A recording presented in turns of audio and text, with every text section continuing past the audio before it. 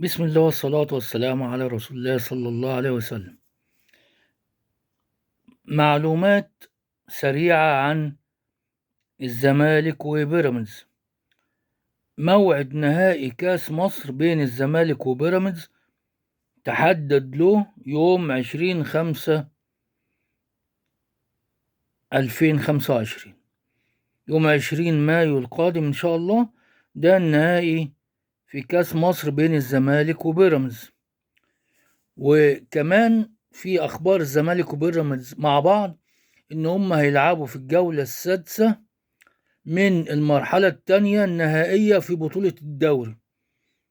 يلعبوا في الجولة السادسة في بطولة الدوري العام لكرة القدم يوم 13 مايو القادم إن شاء الله.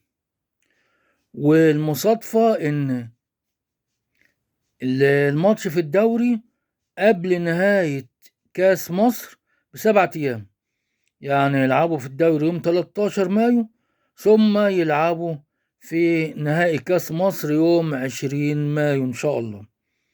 دي كانت بعض الأخبار عن الأخبار المشتركة عن الزمالك وبيراميدز بعد ما الزمالك خرج من كاس العاصمة، وكذلك بيراميدز خرج من كاس العاصمة.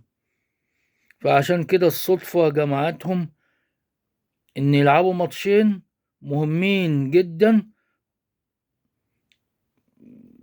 في ظرف 7 أيام، ماتش الأولاني والتاني بعديه ب7 أيام.